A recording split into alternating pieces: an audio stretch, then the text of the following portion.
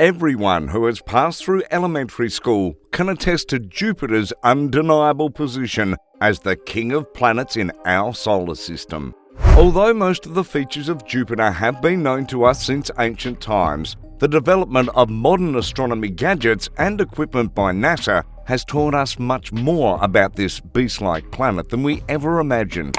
But what exactly did NASA reveal about Jupiter's red spot? And how does it affect the existence of the planet? Well, let's find out. Among the 8 planets that exist in our solar system, Jupiter, for many reasons, is one name that will not be forgotten in a hurry.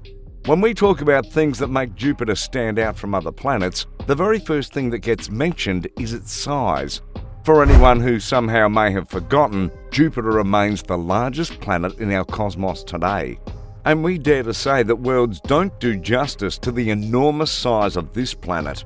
To put things in perspective, Jupiter's mass is about 318 times heavier than the mass of our Earth. And if you combine all of the other planets in the solar system together, Jupiter will still be 2.5 times more massive than they are.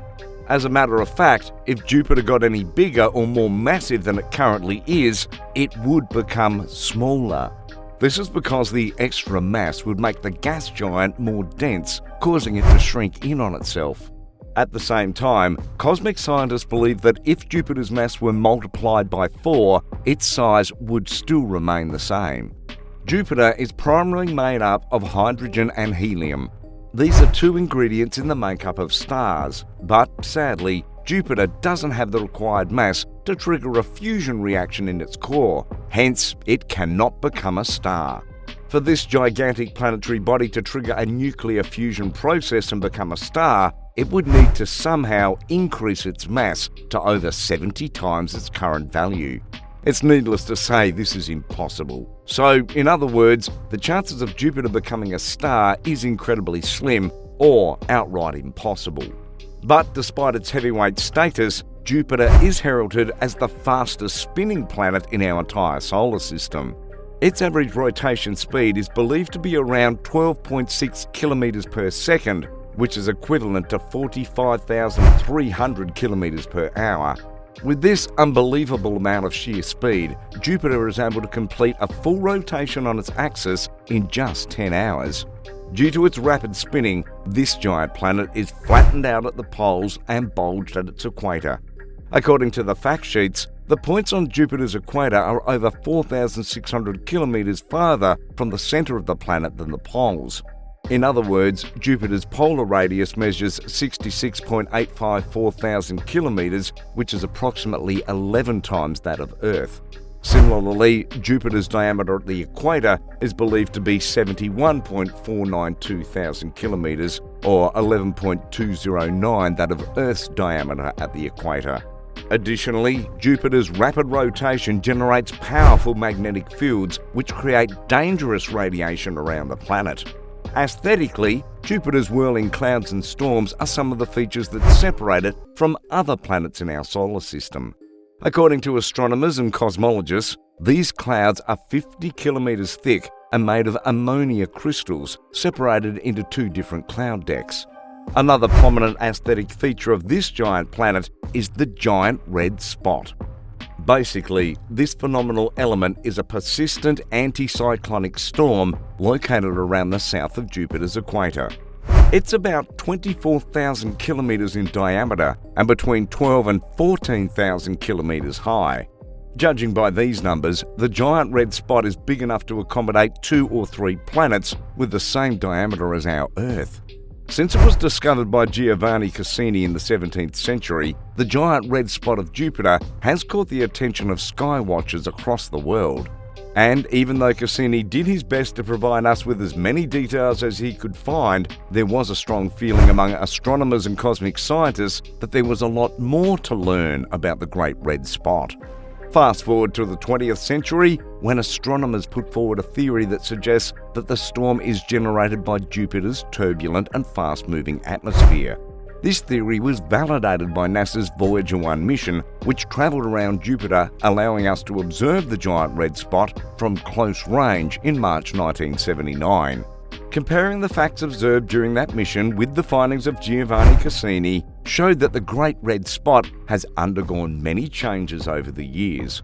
Comparing figures from both eras with what we have currently, astronomers believe that the Great Red Spot has shrunk by half since Cassini discovered it in the 17th century. And going by this trajectory, it would be entirely wrong to suggest that this spot could disappear sometime in the future. However, there seems to be some sort of confidence that when this happens, a new spot will pop up somewhere on the planet. But until that time comes, the Great Red Spot will remain the most notable planet. More recently, NASA has launched new missions and made new efforts to probe this gigantic storm called the Great Red Spot. One of them is the Juno spacecraft, which has helped reveal more detail about the spot that we didn't know before. Launched in 2011, the Juno spacecraft was specifically designed by NASA to be able to get closer to Jupiter than any other spacecraft in history. This advanced space observatory device spent 5 years travelling through the emptiness of space to reach its destination.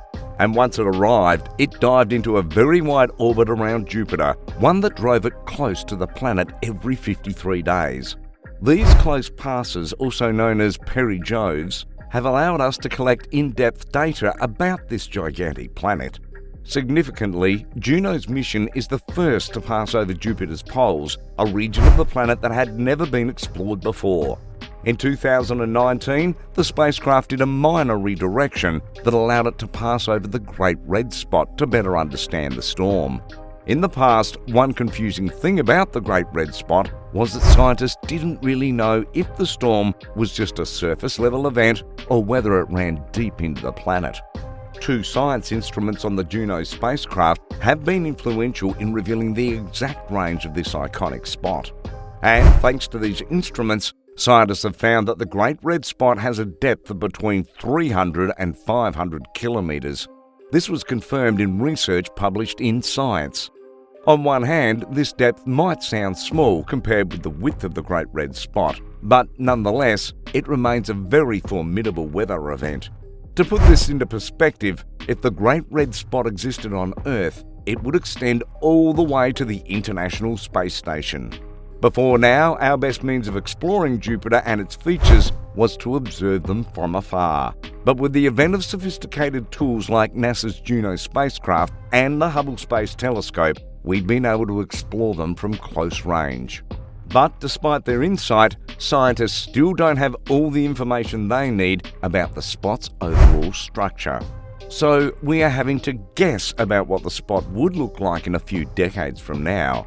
In a conversation with The Verge, Marzia Parisi, a research scientist on the Juno science team at NASA's Jet Propulsion Laboratory, believes opinions are divided amongst experts. Some of them speculated that it was going to be very, very shallow, like we're talking tens of kilometres, Marzia said. And some others, they thought, well, in theory, it could go as deep as the core of Jupiter. The measurements released by the Juno spacecraft are by far the best representation of the Great Red Spot structure. But, like some experts have said, the numbers recorded need to be assessed closely, especially because they suggest that the spot is not nearly as deep as some of the surrounding jet streams, which extend up to 1,800 miles or 3,000 kilometres into Jupiter. It's surprising that it goes so deep, but it's also surprising that it doesn't go as deep as the jets, Marzia Parisi said. So something is happening at 500 kilometres that is basically dampening the Great Red Spot. What could this be? That's left for the distinguished cosmic scientists to find out.